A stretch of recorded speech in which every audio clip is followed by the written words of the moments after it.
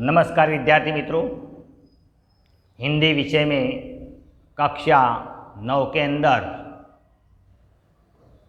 गद्य 3 क्या निराश हुआ जाए, इसके प्रथम वीडियो के अंदर हम देखते हैं।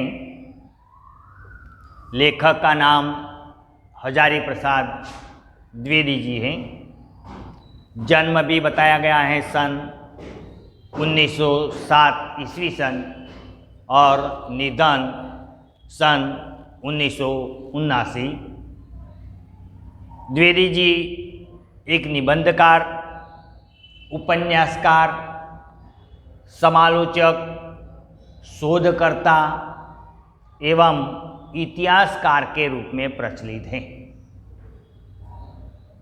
ऐसे द्विवेदी जी ने प्रस्तुत निबंध में यह समझाया है कि तत्कालिक भारतीय समाज में व्याप्त अनाचार, अत्याचार केवल बाहरी स्तर पर हैं। वास्तव में आज भी लोगों के मन में मानवीय मूल्यों की आस्था कायम बनी रही है।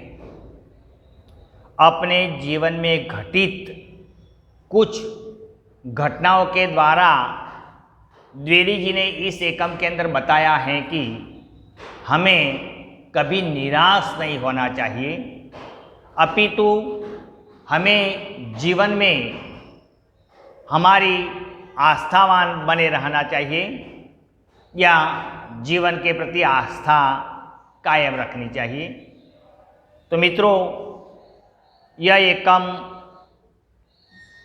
पढ़ने से पहले, देखने से पहले आप सब अपनी किताब खुली रखें ताकि हम देख सकें कि एकम क्या कहता है। तो देखें कि मेरा मन कभी कभी बैठ जाता है। द्विवेदी जी कहते हैं कि मेरा मन कभी कभी बैठ जाता है। मन बैठ जाना मतलब निराश हो जाना। लेखक कहते हैं कि कई बार मैं सोच में पड़ जाता हूँ, सोचते सोचते मेरा मन निराश हो जाता है, मन बैठ जाता है। समाचार पत्रों में ठगी, डकैती, चोरी, तस्करी और भ्रष्टाचार के समाचार भरे रहते हैं। सुबह सुबह में ही हमारा समाचार पत्र देखें नहीं तो एक एक पन्ना पलटते ही हमें समाचार पत्रों के अंदर ठगी, डकैती, चोरी, तस्करी, बलात्कार, लूटपाट ऐसे समाचार भरे रहते हैं। और ऐसे समाचार पढ़ते ही लेखक कहते हैं कि मैं एकदम निराश हो जाता हूँ। यहाँ एक शब्द है तस्करी। तस्करी मतलब चोरी।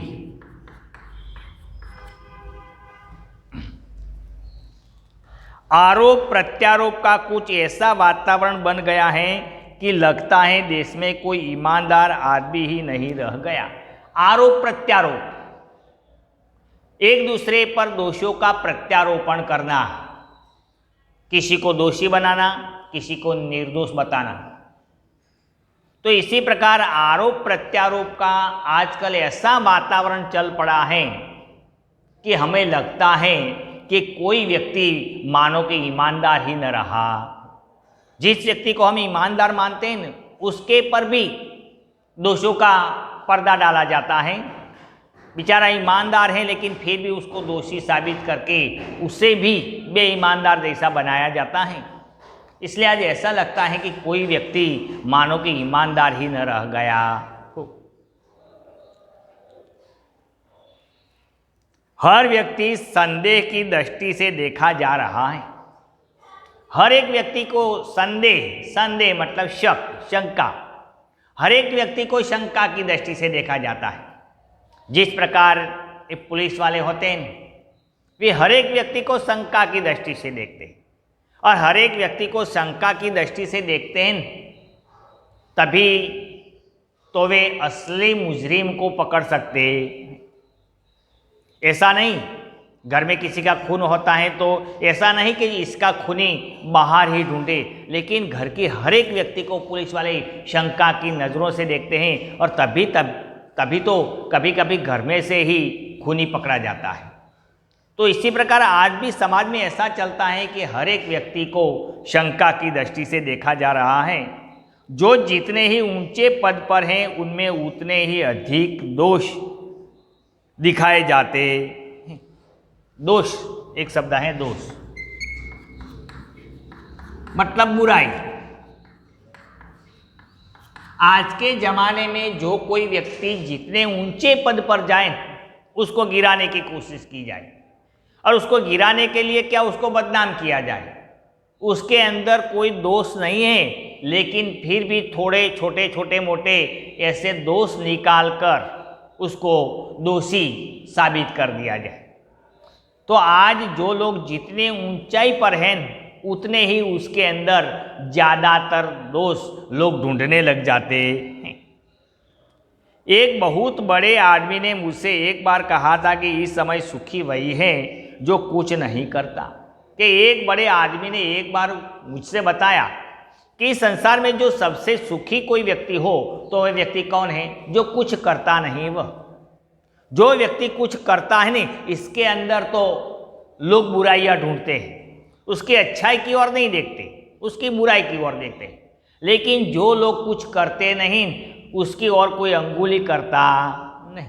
इसलिए एक बड़े आदमी ने यही बताया कि संसार में जो सबसे कोई सुखी हो तो वह सुखी है जो कुछ करता नहीं। उसमें लोग दोष खोजने लगेंगे। जो लोग कुछ करने लगेंगे ना उसके अंदर तो लोग दोष ढूंढने लग जाएंगे। उसके सारे गुण भुला दिए जाएंगे और दोषों को बढ़ा चढ़ा कर दिखा जाने लगेगा। इसके अंदर जो सारे गुण हैं वह गुण को ढंक दिया जाएगा और इसके अंदर जो थोड़ी सी बुराई है वह बुराइयों को बढ़ा चढ़ा कर लोगों के सामने प्रस्तुत किया जाए। हम किसी के वहीं भोजन करने के लिए जाएं तो देखो इसने 15 आइटम बनाई है भोजन की, इसमें से 14 आइटम सुंदर बनी है, स्वादिष्ट बनी है, लेकिन अकेली दाल ही खारी बनी है। तो लोग ये 14 आइटम की बखान नहीं करेंगे, लेकिन जो एक आइटम जरा बिगड़ी है न तो इसको बढ़ा चढ़ा कर बातें करेंगे। वास्तव में तो उसके गुणगान गाना चाहिए। उसी प्रकार आज भी समाज में ऐसा है कि लोग बुराइयां ज़्यादा ढूंढते हैं, उसकी अच्छाई की ओर देखते नहीं। यही कारण है कि हर आदमी दोषी अधिक दिख रहा है और इसके कारण ही इस समाज में हर एक व्यक्ति दोषी ज़्यादा दिखता है। क्या हर एक व्यक्ति दोषी ज़्यादा दिखता है? गुणी कम या बिल्कुल नहीं। स्थिति अगर ऐसी ही रही तो निश्चय ही चिंता का विषय है। अगर यह स्थिति ऐसी कायम बनी रही तो अवश्य ही एक चिंता का विषय है यह भारतीय समाज में। क्या कि अच्छाइयों की आस्था हिल जाएगी, दोषों को लोग बढ़ा चढ़ाकर लोगों के सामने प्रस्तुत करेंगे, लोगों को कोई निर्दोष दिखेगा ही नहीं। यह सही है कि इन दिनों कुछ ऐसा माहौल बना है कि ईमानदारी से मेहनत करके जीविका चलाने वाले निरीह और भोले भाले श्रमजीवी पीस रहे हैं। एक शब्द है निरीह।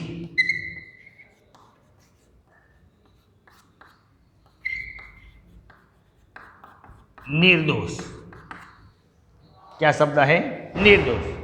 आज यही स्थिति है कि जो लोग ईमानदार हैं, जो लोग सही रास्ते पर जा रहे हैं, वे लोग बेचारे पिसते जा रहे हैं और जो लोग बेईमानी से धंधा करते हैं वे लोग फलते फूलते जाते हैं। इसलिए आज के ज़माने में यह बेईमानी है वह ईमानदार से भी आगे बढ़ गई। आज जो नीतिवान हैं, जो प्रामाणिक हैं और जो ईमानदार हैं वह व्यक्ति वहीं का वहीं रहेगा, वह प्रगति कुछ कम कर सकता है। लेकिन बेईमानी, फरेब, धोखे से धंधा करने वाला है वह दिन दूनी रात चौगुनी देहली पर खड़ा होता है। वे दिन प्रतिदिन प्रगति करता है। सांसारिक सुख, भौतिक चीज वस्तुएं उसके पास थोड़े समय में आ जाती हैं। क्या? बेईमानी के कारण।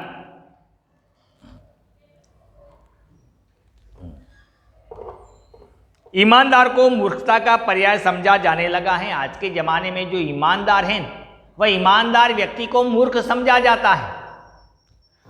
सच्चाई केवल भीरू और बेबस लोगों के हिस्से पड़ी है। भीरू मतलब डरपोक। ये सच्चाई है, वे तो सिर्फ डरपोक लोगों के लिए, भीरू लोगों के लिए। आज के समय में ईमानदार व्यक्ति को मूर्ख समझा जाता है। हमारे समाज में भी आज वैसा होता है। कभी कभी बच्चा थोड़ी छोटी चोरी करके आता है, पेन पेंसिल, और फिर वह वापस देता है तो माँ भी उसको चांटा दे देती है, वापस कह दे दिया। ऐसे ईमानदार रहने से क्या फ़ायदा? ये पेन 2-3 दिन काम लगेगी। तो ये बात है। वास्तव में तो लड़के को ईमानदार बनाना चाहिए, लेकिन आज ईमानदारी का समय चला गया है। ऐसी स्थिति में जीवन के महान मूल्यों के बारे में लोगों की आस्था ही हिलने लगी है। और ऐसी स्थिति जो बनी रही, तो इसके कारण मनुष्यों की महान मूल्यों के बारे में जो उसकी आस्था है, उसकी समझ है, वह डामाडोल हो जाएगी, वह समझ हिलने लग जाएगी। भारत ने कभी भी भौतिक वस्तुओं के संग्रह को अधिक महत्व नहीं दिया। भारतीय समाज ने या भारतीय संस्कृति ने मूलतः भौतिक वस्तुओं के संग्रह को अधिक महत्व दिया नहीं। भौतिक चीज वस्तु जो सुख संपन्न साधन है, वह इन सभी को अधिक महत्व हमारे देश ने दिया नहीं। उसकी दृष्टि से मनुष्य के भीतर जो महान आंतरिक तत्व स्थिर भाव से बैठा है, वही चरम और परम है। मनुष्यों के अंदर जो महान आंतरिक तत्व हैं, वही परम और श्रेष्ठ हैं, वही चरम और परम हैं। लोभ, मोह, काम, क्रोध आदि विकार मनुष्य में स्वाभाविक रूप में विद्यमान रहते हैं। काम, क्रोध, लोभ, मोह, ईर्ष्या, ये तो जब जन्म होता है और जब ये बच्चे समझदार होते हैं, तभी से ये विकार उसके मन में प्रवेश कर लेते हैं। काम, क्रोध, लोभ, मोह, ईर्ष्या, ये भावना जब मनुष्य समझदार होता है, तभी उसके अंदर प्रवेश करते हैं। पर उन्हें प्रधान शक्ति मान लेना और अपने मन तथा बुद्धि को उन्हीं के इशारे पर छोड़ देना बहुत निकृष्ट आचरण है। लेकिन ये सारी बुराइयां हमारे मन पर हावी हो जाए और हमारा मन ये बुराइयों के आधार पर निर्णय लें, तो एक निकृष्ट आचरण है, एक बुरी बाबत। हमारा मन वश में होना चाहिए। काम, क्रोध, लोभ, मोह, ये सारे जो इसके ऊपर हमारे मन का काबू होना चाहिए। क्रोध कहे उसी प्रकार मन नहीं चले।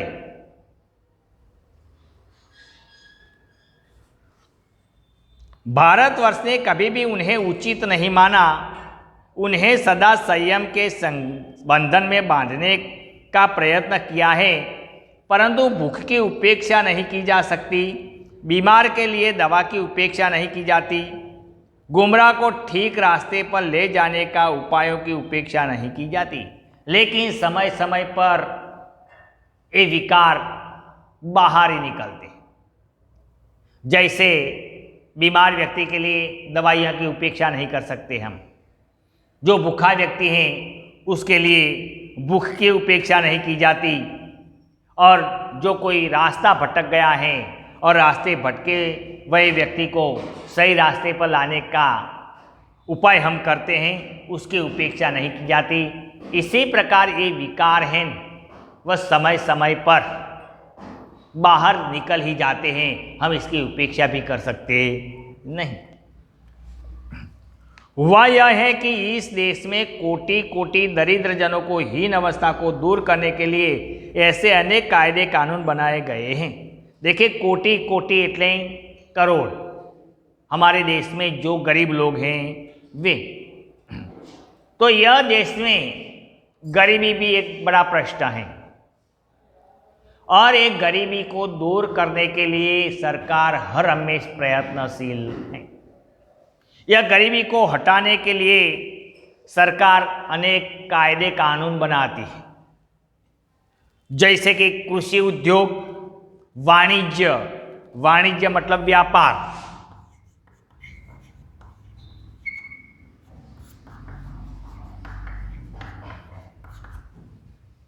क्या है, वाणिज्य, शिक्षा और स्वास्थ्य की स्थिति को अधिक उन्नत और सुचारू बनाने के लक्ष्य में प्रेरित है। हमारी सरकार ये स्वास्थ्य, शिक्षण, व्यापार, रोजगार, कृषि, इन सभी को सुधारने के लिए सरकार आज प्रयत्नशील है। लेकिन जिन लोगों को इन कार्यों में लगाना है उनका मन हर समय पवित्र नहीं रहता। लेकिन जो लोग इन कार्यों में लगे हुए हैं उन लोगों का मन हर हमेश पवित्र नहीं होता, बेईमानी करते।